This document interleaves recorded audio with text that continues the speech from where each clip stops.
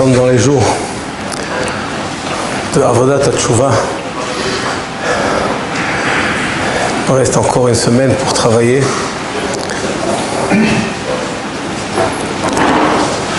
Bezrat Hashem nizkot l'Tshuva shlema.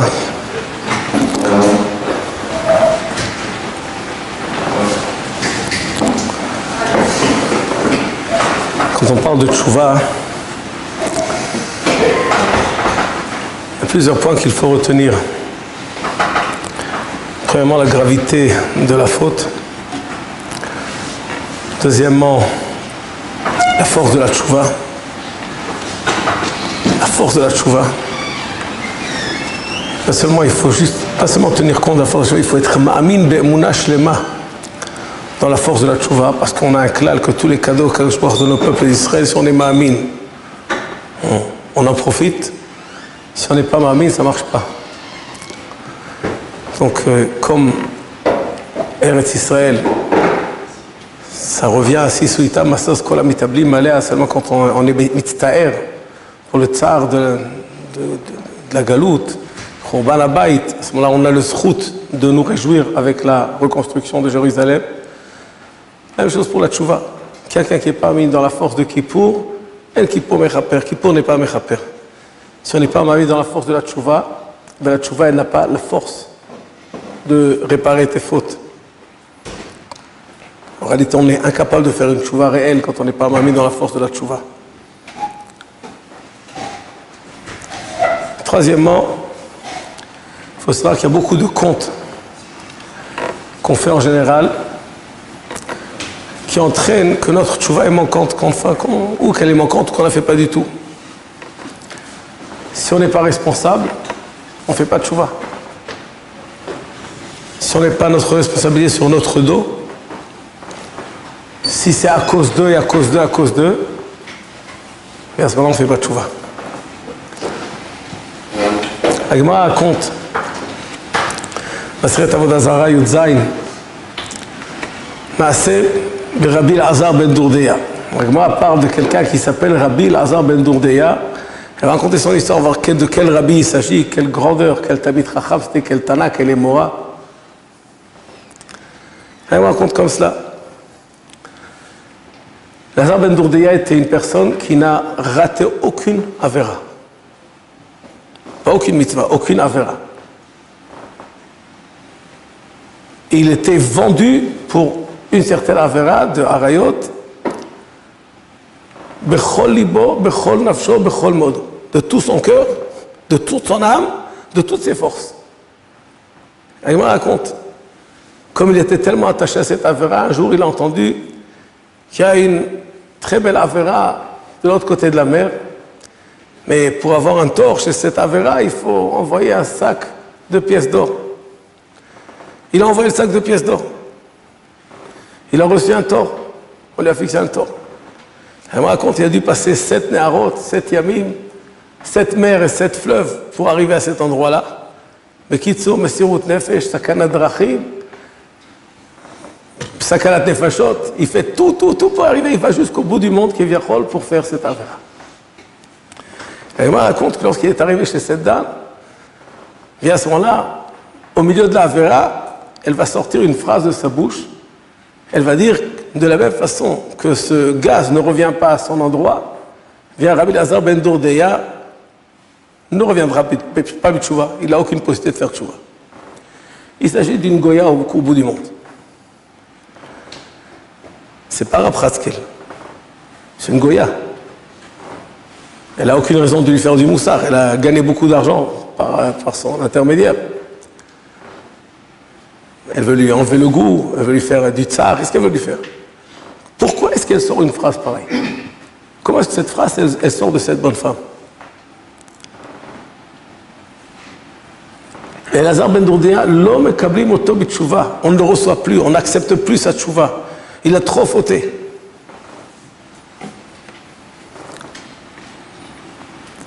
Rabbeinu Hananel a une girsa dans la Gemara qui est un peu différente. Il dit que Rabbi Elazar ben Dourdeya, Shama shayu omrim alav. Shama shayu omrim alav. Non, c'est pas la Goya qui a prononcé cette parole. Il a entendu au milieu de l'action qu'on disait sur lui.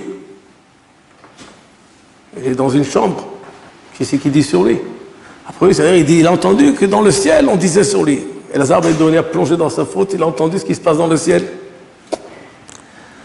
A priori, la girsa de Rabbeinu Khalel n'est pas la girsa de la Gemara, de notre Gemara. Dans notre Gemara, c'est écrit que c'est elle qui a dit ces paroles. Il faut savoir une chose, Moav Rabotai.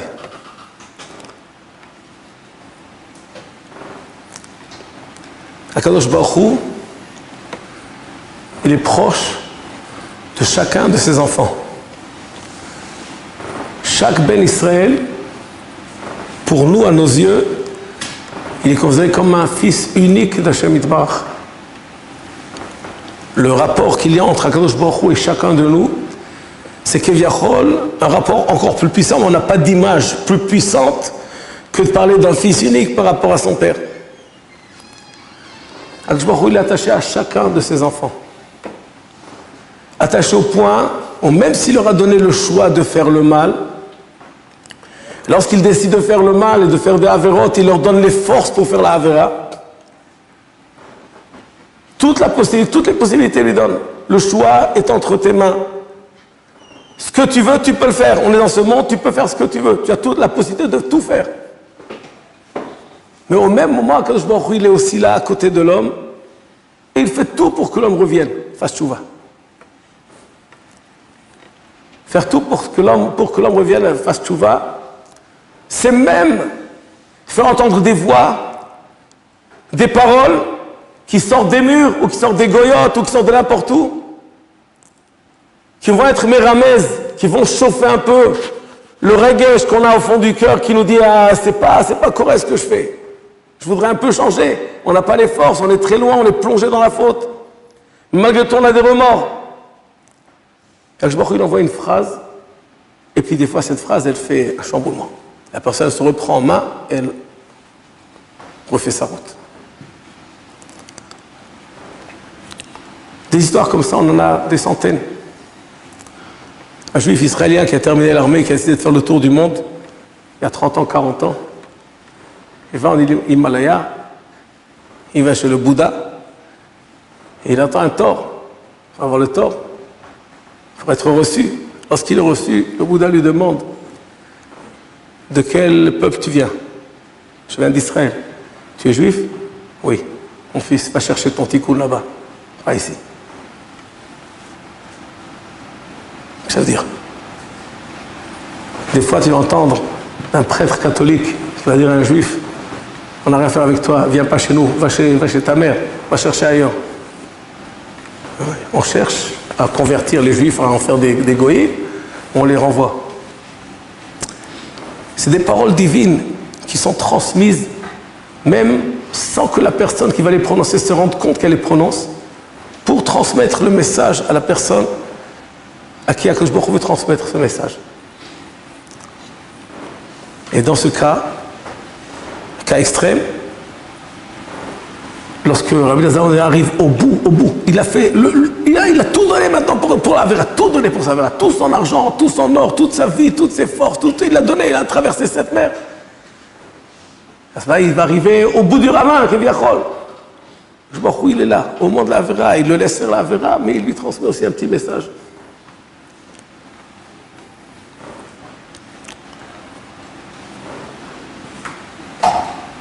À une époque, il y a 30 ans, un frère faisait des recherches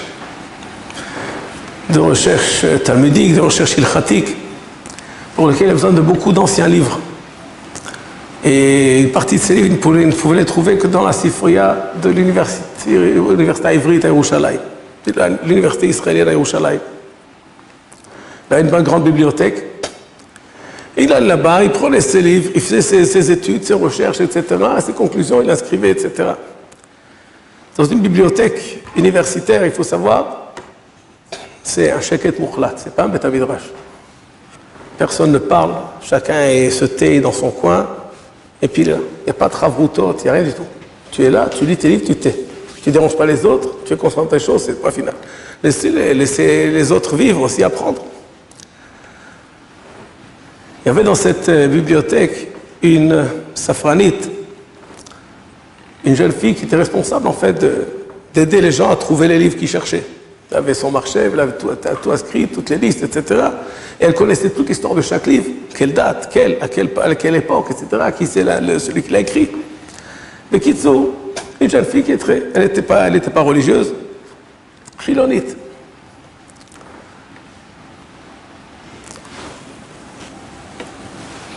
Un jour, elle voit ce Avreich, elle dit, je vois que tu plonges dans le problème de l'Allah, après tu t'y connais bien. J'ai une question qui me dérange. J'ai fait des recherches dans les Nusraot du Birkat Amazon. Et j'ai trouvé qu'il n'y a pas de makor à cette Nusra que j'ai entendue chez l'Olevosh, Velo Nikalem le Olam Vaed. Dans le Birkat Amazon, chez l'Olevosh, Velo Nikalem, je n'ai pas trouvé de makor. Tu peux me chercher le makor? Tu peux me trouver un makor? Il m'a dit ok.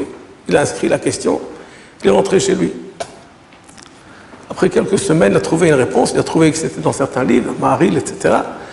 Il envoie une lettre pour la safranite, il photocopie le texte, et il souligne avec un grand rond rouge la phrase « Shelo nevosh velo nikalem le'olam vaed ». Et il envoie ça à la safranite. Il n'était plus à l'université, il avait terminé ses recherches, il a envoyé la lettre. Un an après, il reçoit une azmana. Il regarde les deux noms le khatan et la kala, il ne connaît ni l'un ni l'autre. Il cherche dans l'enveloppe s'il y a un mot avec. Il y a un mot. אני מאוד מבקשת שתבוא להשתתף בחתונה שלנו, זה מאוד מאוד חשוב לי, מאוד חשוב לי. יהודי אומר, מזמין אותך, מאוד חשוב, c'est important, c'est très important, on rend service, on est là pour faire du recette.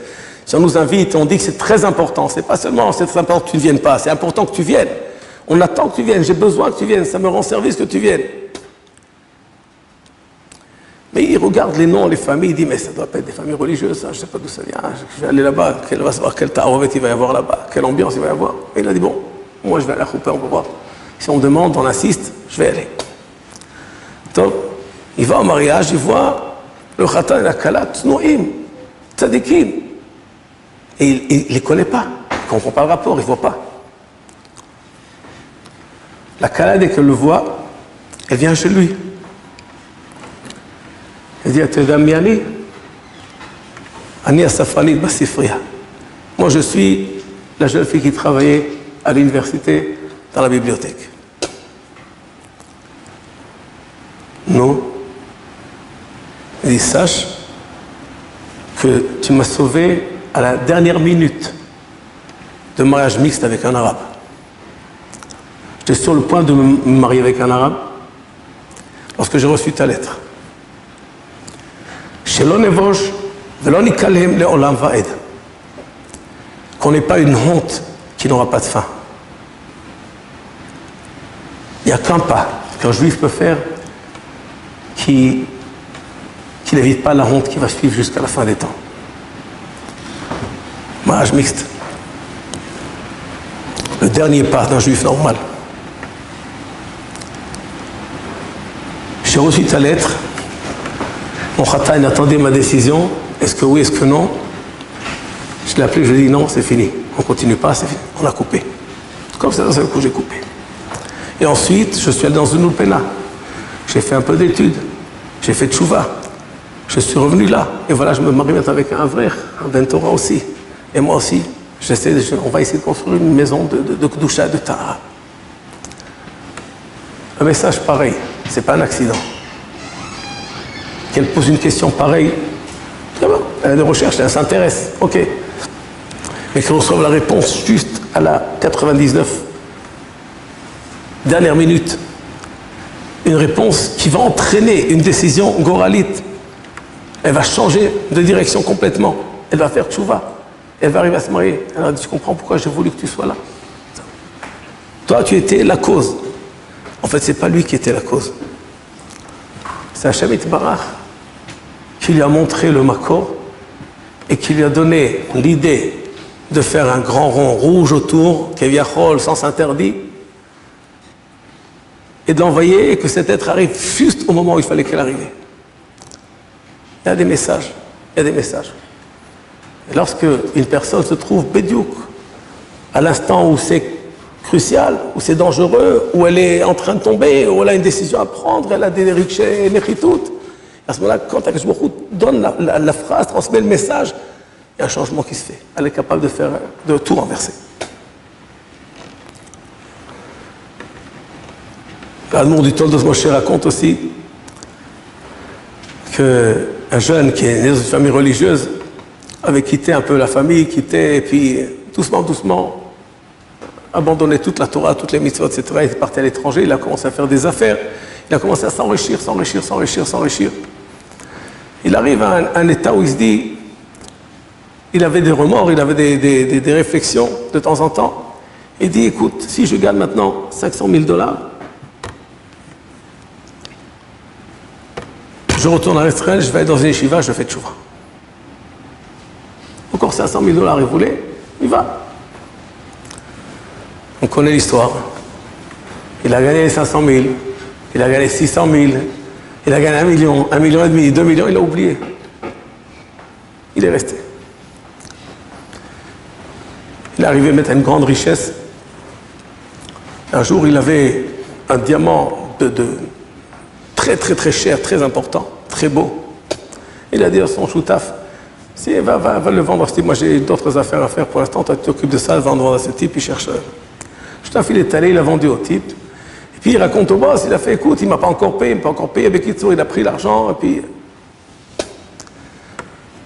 Lui, il ne s'est pas arrêté comme ça. Il a dit, si, il m'a pris l'argent, etc. Il m'a roulé ce choutaf, $500,000. Il cherche pourquoi. Pourquoi j'ai perdu maintenant $500,000? Pourquoi? $500,000 et cash 500,000. Il dit, c'est à cause des 500,000, la promesse que j'avais faite, je ne l'ai pas accomplie. Si c'est comme ça, je vais maintenant en Eretz Israël pour un mois. Je vais essayer de rentrer dans une yeshiva de Baal Tchouva d'un certain Rav. Et puis, voilà, un mois, je suis là-bas, je vais voir comment ça se développe, si ça s'arrange, si je m'arrange, etc. Je reste. Je vais en Eretz Israël, et puis les jours passent. Il dit, je vais appeler, peut-être qu'il n'a pas de place, peut-être qu'il ne va pas pouvoir, il va savoir quel est mon cas, quelle est ma situation, il ne va pas vouloir s'occuper de moi, etc. Il repousse. Il arrive au dernier jour du mois qu'il est en Eretz Israël. Il est en voiture. Il y a un Trump qui lui demande, tu vas dans cette direction, je peux aller avec toi. Il n'a jamais l'habitude de prendre de Trump. Et il a quand même pris. Il s'assoit à côté de lui, le Trump. Il commence à discuter avec lui. D'où tu es, qu'est-ce que tu fais, ton histoire, etc. Puis il s'ouvre un peu, il raconte, je suis là venu pour un mois, j'ai pensé chercher les Shiva, mais je ne sais pas s'il aura le temps de m'écouter, s'il me recevra, s'il ne pas me recevra, il me reste un jour, sinon je rentre. Le type lui fait à côté, il lui fait, c'est mon fils. Essaye maintenant. Fais au moins une ishtadlout. Un téléphone, juste un téléphone. Mais non, mais il va savoir, il va m'écouter, il va m'accepter. Et puis, est-ce qu'il aura le temps de m'écouter? Toutes les ta'anot. S'il te plaît, un essai, pour Hachem Yitbarach, tu fais un ishtadlout, tu auras dit que j'ai fait une ishtadlout, j'ai fait au moins un téléphone, ça ne coûte pas grand-chose. Tu fais un téléphone, 1 minute, 2 minutes, 3 minutes, tu termines. Le type, bon, ok, je vais faire le téléphone. Il lève le téléphone, il fait le numéro, il appelle. Celui qui a utilisé son téléphone sonne, il lève son téléphone, il fait, je t'ai accepté.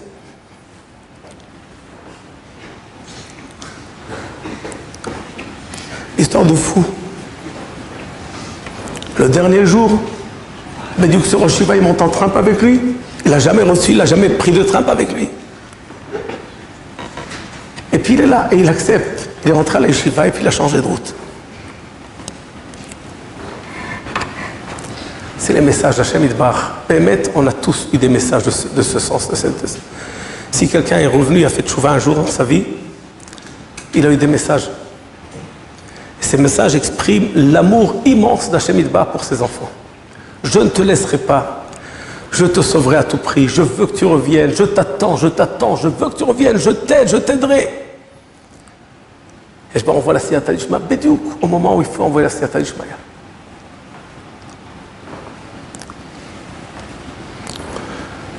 D'autre part, cette faute, Rabbi Ben Dourdeya, il était coupable.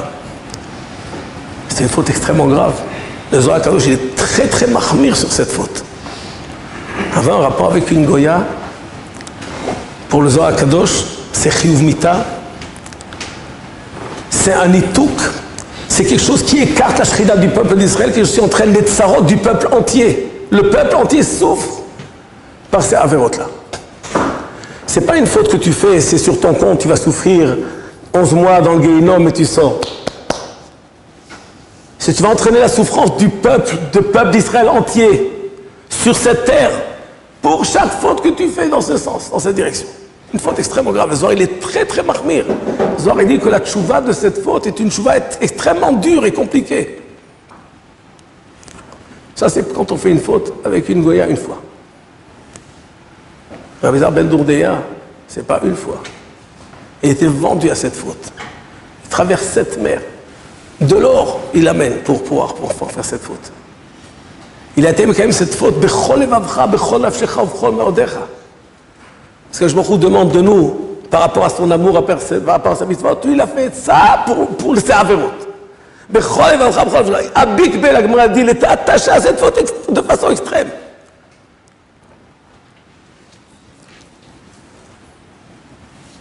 Et malgré tout, Akadosh Baruch Hu est là.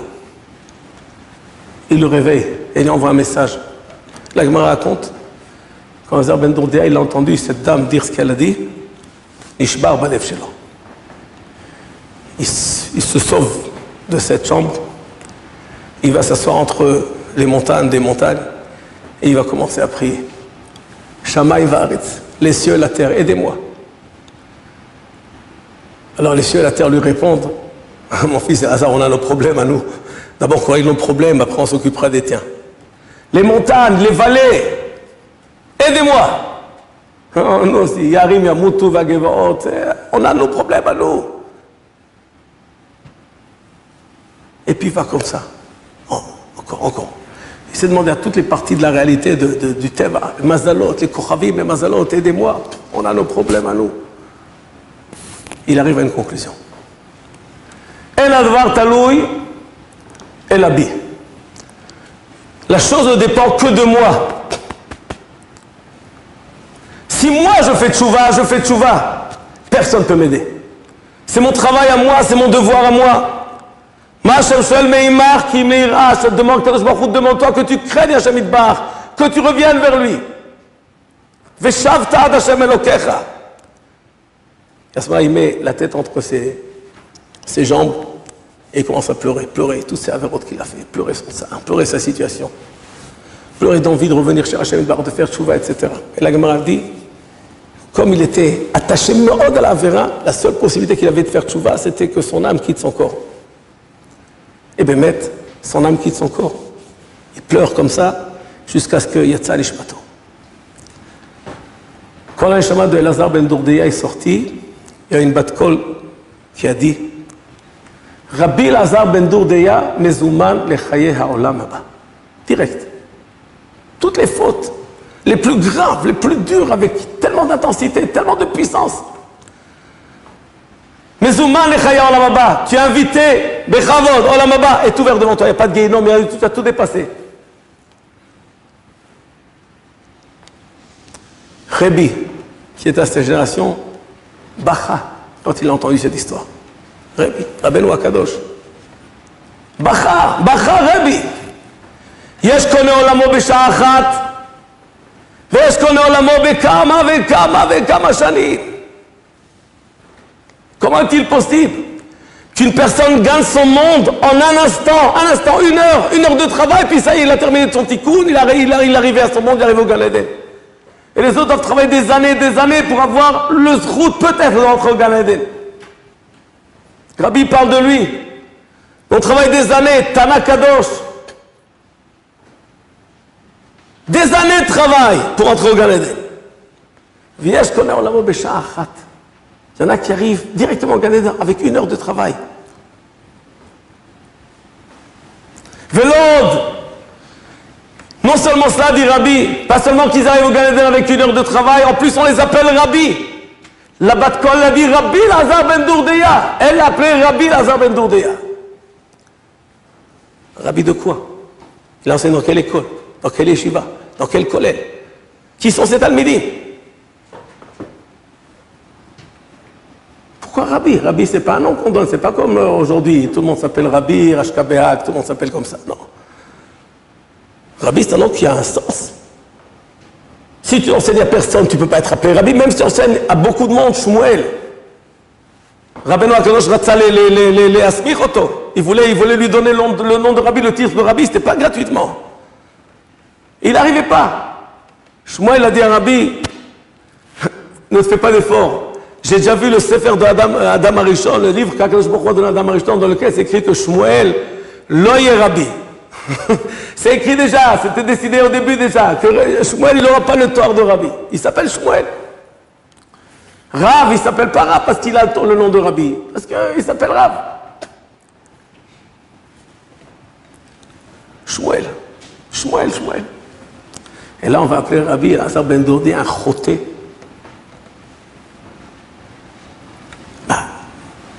Des fautes tellement graves. Pourquoi Rabbi?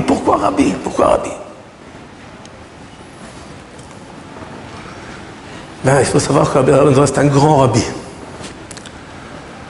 Pas un grand rabbin, un grand rabbi.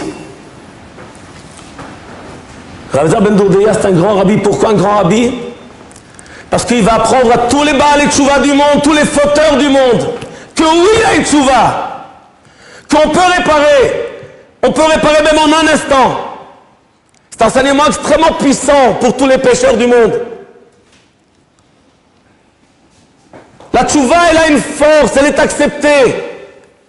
Et cette tchouva, elle est puissante, elle peut faire de nous une transformation en un instant, on peut être transformé complètement. Si la tchouva vient du fond du cœur, c'est mettre elle est faite avec tout notre cœur, toute notre âme. Mais cette tchouva, elle est puissante, elle est extrêmement puissante. Et il faut être mis dans la force de cette tchouva.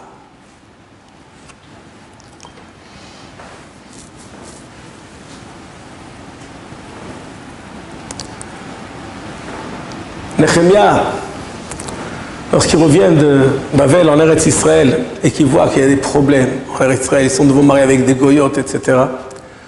Alors ils parlent. On parle au peuple. On va dire, on est arrivé ici, on est en galoute à cause de ces fautes, on va revenir avec ces fautes-là. Le peuple Israël accepte, ok, on va laisser toutes nos goyotes, on les quitte complètement. Mais ce n'est pas quelque chose qu'on peut faire en un jour, 2 jours, ça prend du temps. Là-bas, c'est écrit que Nehemia était en train de lire les paroles de la Torah, d'enseigner au peuple les paroles de la Torah, parce qu'à l'époque, il n'y avait pas tellement de livres et ils n'étaient pas conscients de tout ce qui était écrit dans la Torah.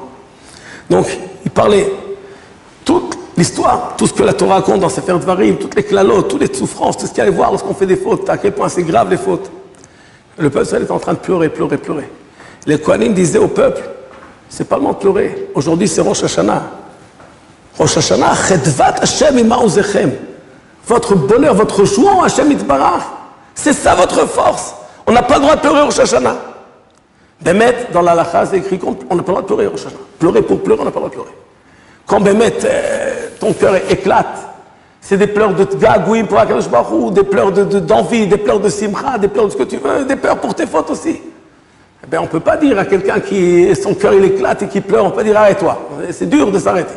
Alors là-bas, si les Kohanim ont dit, on peut ne pleurez pas, ils n'arrivaient pas, mais en fin de compte, ils sont calmés, ils ont dit, allez, faire une fête, allez, préparer à manger, faites des repas. Maintenant, ceux qui n'ont pas, parce que personne, ils s'apprêtaient de jeûner le lendemain, le jour de Rosh Hashanah, ils s'apprêtaient de jeûner. Et leur ont dit, non, envoie des mishloach manot un à l'autre pour que tout le monde ait avec quoi faire une fête. Shtou yain, mamtakim, manger des bonnes choses. Bon, c'est matim, le jour de Rosh Hashanah, on les donne devant Hashem Yitbarach de faire des repas.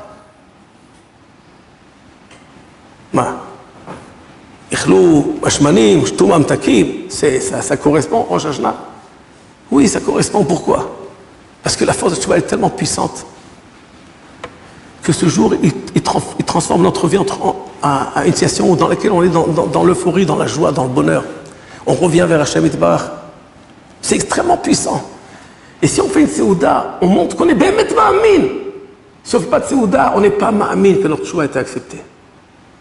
La Seouda, même la Seouda de Erev Yom Kippourim. Pourquoi le Tchi'i, le 9 du mois de Tishrei, on a une mitzvah de manger? C'est écrit dans les Mefarshim. Une mitzvah de manger pour la fête de la Tchouva.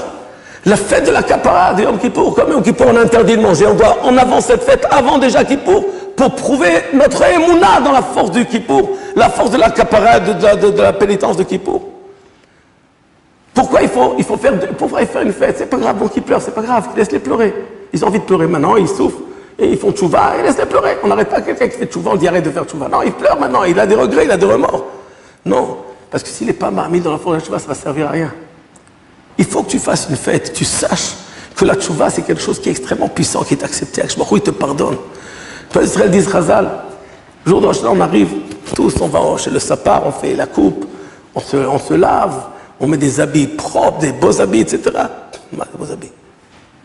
Pour prouver, pour montrer qu'on est ma'amin, on est touchim, il va nous pardonner. On fait nos efforts, on doit faire notre tchouva. On ne peut pas dire je ne fais pas de tchouva, que je vais vous pardonner, ça ne marche pas. Mais quand on a fait les efforts qu'on était capable de faire, on s'est préparé comme il faut. Pour Kippour, on arrive aussi avec, on fait des efforts, on fait de tchouva, on prépare notre tchouva de façon isodite. On arrive la veille de Kippour, on est conscient, on est sûr qu'Akshbachoui va pardonner nos fautes. Persuadé. On fait une fête pour ça. Parce que si on n'est pas ma'amin, on perd la force de la tchouva.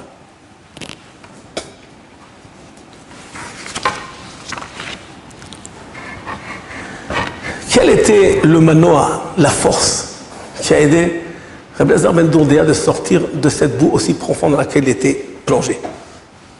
Abik Batouva, attaché à cette faute, mais une attache extrêmement puissante. Il n'y a rien qui pouvait l'empêcher, rien qui pouvait l'arrêter. Même vendre tout l'or de ses parents, de sa famille, il l'aidait pour faire cette. Il n'y avait rien qui l'arrêtait, il n'y avait aucune raison.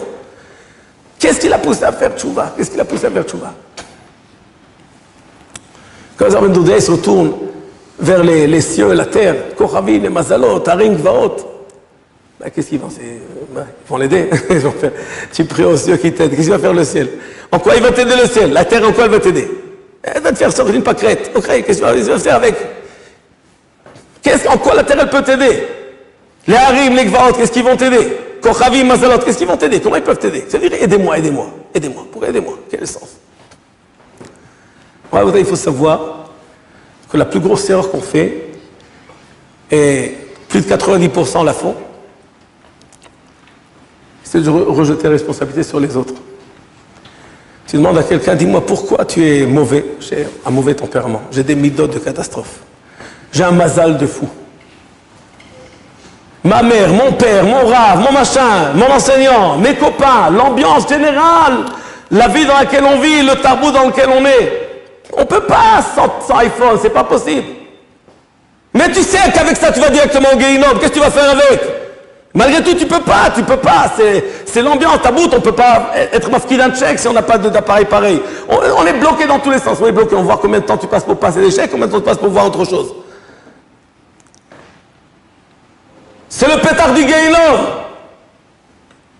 Toutes ces réponses-là, elles sont fausses. À cause de.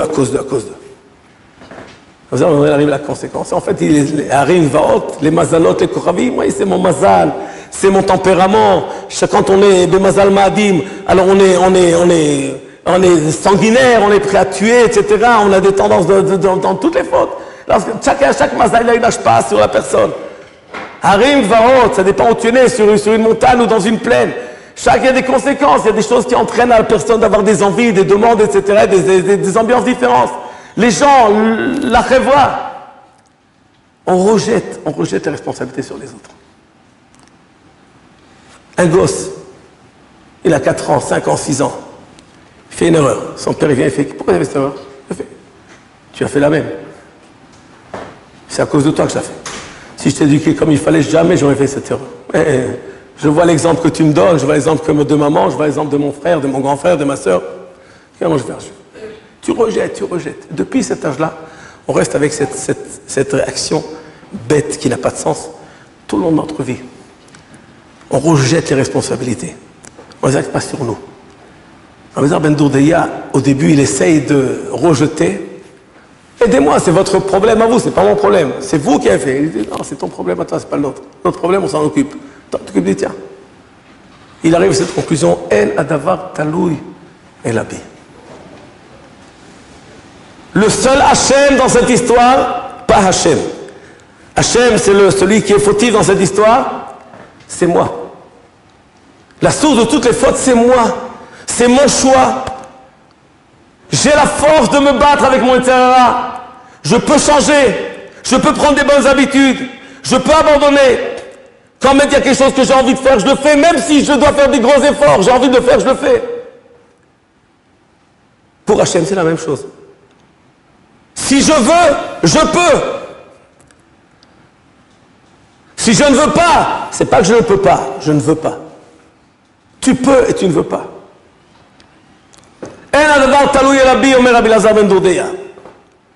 Ça ne dépend que de moi, de ma tchouva à moi, de mon effort à moi, de ma volonté à moi de revenir vers Hachem Yitbarach. Là, il met la tête entre ses jambes et il éclate en sanglots. Il se rend compte que toute sa vie, c'était des tiroutim, à cause d'eux. Qu'est-ce que je vais faire? J'ai un mauvais penchant qui me pousse, je suis plongé dans cette faute, parce que j'ai des envies de folie. Personne n'a envie, comme moi, de courir au bout du monde pour faire des avérotes de ce genre. Jamais, un juif, une goya, il n'y a pas d'avamina. Et moi, regarde à quel point je suis la route. Je suis vendu à la faute, vendu complètement. Mon cœur est vendu, ma tête est vendue, mes marchavotes sont vendues, tout est dedans, tout est plongé dedans. Il a dit non, c'est moi le fautif. Il n'y a plus de responsable. C'est le responsable, c'est moi. Et si c'est moi le responsable, il faut que je m'occupe de mes problèmes. Il met la tête entre ses jambes et il se prend en main. Encore une fois, une faute grave. Chovot HaLevavot, il dit même une petite faute, si on la fait avec Atmada, c'est une faute énorme. Une grande faute qu'on fait par accident une fois, elle est beaucoup moins grave qu'une petite faute de ne pas faire Netilat Yadayim avant Motzi, qu'on ne fait jamais. Plusieurs fois, on ne la fait pas. Petite faute avec la Atmada, avec la continuité, tu l'as fait, à chaque fois tu reviens sur cette faute, c'est beaucoup plus grave qu'une grosse faute que tu as fait une fois. À plus forte raison, une grosse faute que tu fais sans t'arrêter.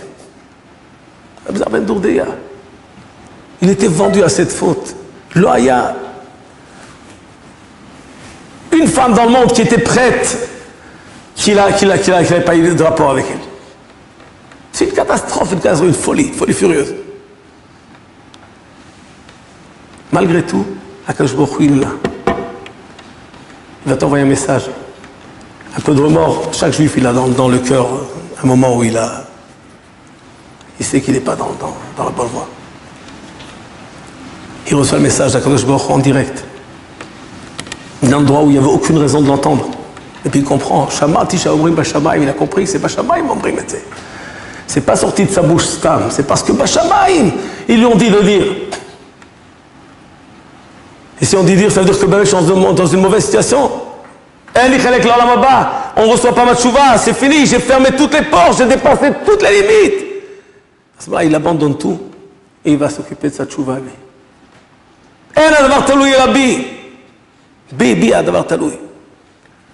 Sans rejet de responsabilité sur les autres. Et il pleure jusqu'à ce que sa neshama le quitte. Et quand sa neshama le quitte, il y a une bat-kol. Rabbi Lazar Ben Dourdeya, Rabbi, tu enseignes la tchouva au peuple d'Israël, au monde entier, pour toutes les générations qui vont suivre. Le plus grand rabbi de l'humanité. La force de la tchouva, Rabbi est plein d'itpalut, yesh koneh olamo b'sha'ah achat. C'est incroyable ce qui s'est passé avec Rabbi Lazar Ben Dourdeya. Rabbi, Rabbeinu HaKadosh. Yesh koneh olamo b'sha'ah achat. Si on se prend en main de façon raisonnable, réfléchie, qu'on prend la responsabilité sur nous-mêmes, on ne rejette pas la responsabilité sur les autres. Il y a un monsieur qui m'a dit, un homme qui est âgé, il m'a dit, il était jeune en Tunisie, il avait un rave qui leur apprenait la Torah, le Chumash, Kriyat Torah, etc., au Bet Knesset. Chaque fois qu'il faisait une erreur, il disait, enlève tes souliers, enlève tes chaussures. Il le prend, il renverse, il met sur le pied du sel et il frappe avec un bâton en fer. Il a dit, j'ai souffert un martyr pendant des années. Et à cause de ça, j'ai quitté la religion, j'ai tout abandonné. Il a un fils marié avec une goya, etc. D'autres histoires dans la famille. Et après, il est revenu. Il a fait tchouva. Aujourd'hui, il est shomer Torah mitzvot avec tout son cœur, avec les moulas complètes. Il disait, parce que j'étais avec mon grand-père. Mon grand-père, c'était mon Mon grand-père, il était tzaddik. Il était là toujours à côté de moi. Il me faisait confiance, il me calmait, etc. C'est pour ça que je suis revenu au bout du compte. Ne dis pas c'est pour ça, c'est à cause de lui, à cause de ça. Le nisayon, on a tous des nisyonotes. Difficultés, des problèmes, des situations compliquées qu'on rencontre dans notre vie, on en a tous. On en a tous. On en aura tous. Ça ne s'arrêtera jamais. On est ici dans ce monde pour passer des nisyonotes, pour tenir, pour votre Hachem, qu'on veut faire sa volonté, même quand c'est dur. Prends la responsabilité sur toi-même. C'est toi le responsable. Il n'y a personne d'autre qui est responsable. Ni le voisin, ni la voisine. La perruque de la voisine, la façon de truc, le machin, ça n'a rien à voir. Le responsable, c'est toi. Tu as des yeux fermés. Tu as un cœur travail. Tu as une prière. Lance-la, plonge-la dans la bonne direction, c'est tout. C'est à toi de faire ton choix. C'est toi qui dois décider de ce que tu fais dans ta vie. Mon rêve, Rabotai. Il reste quelques jours avant Kippour. On a tous au moins des avérotes qu'on les dash, bah Kevin, sur lesquels on marche, on n'en tient pas compte, on ne fait pas attention, nos yeux ne sont pas graves. Il faut se rappeler, même une petite avéra avec la continuité, c'est une avéra immense aux yeux d'Hachem Yitbarach.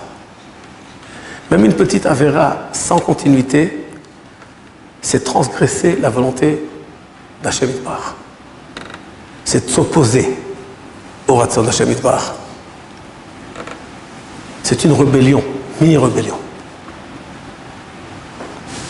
Chaque avéra, chaque faute. Quand on est même dans l'impossibilité aujourd'hui de travailler sur tous les plans, alors on dit à Hachem Yitbarach, je veux tout changer, je tiens compte de mes fautes. Et tu commences à faire ton travail? Non. Non, il faut savoir qu'on n'est pas encore OK. On a encore un grand travail à faire. Il n'y a pas de petites fautes qui passent. Ménaché, qui a fait des fautes sans fin. Achav, la Gemara dit, Maïm Achronim, s'il n'a pas fait Maïm Achronim, s'il a fait Birkat Amazon, s'il n'a pas fait Maïm Achronim avant de faire, eh bien, on le mettra ça. Il a fait tellement grandes fautes qu'on ne va pas tenir compte des petits détails. Non, tout va venir dans le dîme. Parce qu'il y a un grand fauteur que les petites fautes, elles passent entre les parenthèses. Chaque faute est une faute. Adam Arishon, il fait une seule faute. Il amène la mort au monde entier pendant 6000 ans. La mort, les souffrances, les maladies. C'est la faute d'Adam Arishon. Une faute. Quelles sont les conséquences d'une faute? Se prendre au sérieux. Prendre sur nous la responsabilité. Savoir que il attend de nous qu'on revienne vers lui. Il veut voir notre bonheur, notre réussite. Même le Satan, qui cherche à nous faire fauter. Quand on arrive contre lui, il est content, il sourit. Ah, il a gagné contre moi. Kol hakavod. Et il continue à faire le travail. Il ne se fatigue pas. Et jusqu'à la fin de notre vie. Même au dernier instant, Chazal dit, il vient, il va être mis de Babel au train. Maintenant, sois coffert, tu n'as plus rien dans ce monde, tu n'as plus rien, ton argent est parti chez les voisins, il n'y a rien du tout. C'est fini, tu as terminé. Tu peux te permettre de faire ce que tu veux. Et on doit faire des Mesirat Moda'a avant, pour ne pas que, si on a une mauvaise pensée à cet instant, on perd notre Gan Eden, on perd nos fruits. C'est dur. Mais la responsabilité est sur nous seulement. On ne rejette de responsabilité sur personne. Il n'y a pas de responsabilité rejetée sur quelqu'un d'autre. Nous sommes les seuls responsables de nos actes. Et nos actes, ils ont une puissance. Mais il faut savoir que la tchouva d'Hachem Yitbarach, elle est immense. Elle est belle. Elle est énorme. C'est un cadeau d'Hachem Yitbarach, un cadeau inimaginable. La tchouva d'Hachem Yitbarach. Il faut être ma'amin dans la force de la tchouva. Et il faut faire l'effort et faire tchouva. Mais attachez. Avant Kippour, on arrivera après. La veille de Kippour, on pourra faire un repas dans lequel on ne pleurera pas, comme Rab Sholem disait, il voyait Rabbi Lopian. Il voyait que la soda Maseket, il avait un verre d'eau, etc. Mais il y avait plus de larmes dans le verre d'eau que de l'eau qu'il y avait dans le verre d'eau. Mais Kippour, il pleurait. Non. Avec joie, avec bonheur. On a confiance en Hachem Yitbarach. On a fait ce qu'on devait faire. On a pris nos responsabilités. On a fait tchouva. On sait qu'Akadosh Baruch Hu va nous purifier totalement. Et si on a bien fait ça, Rébi, Yesh Koneh Olam Besha Achat. En un instant, on peut gagner tout gagner. Mais il ne faut pas rater cet instant. Il ne faut pas rater. Un des instants les plus beaux de la vie, c'est le jour de Kippour de cette année. Pas l'année prochaine. On ne sait pas s'il y aura l'année prochaine, s'il y aura dans 2 ans, 3 ans, on ne sait pas. On a une chance aujourd'hui devant nous, c'est ce Kippour. Tafshin Pedales, Baruch Hu nous donne la vie jusqu'à Kippour. Au moins qu'on arrive à Kippour et qu'on puisse faire tchouva, qu'on ait cette chance d'être purifié le jour de Kippour. Que Baruch Hu nous pardonne toutes nos fautes, pardonne au peuple d'Israël toutes ses fautes, qu'on fasse tout le peuple d'Israël fasse tchouva, qu'on arrive à la Géoula Shlema, Bimera B'Amenu, Amen.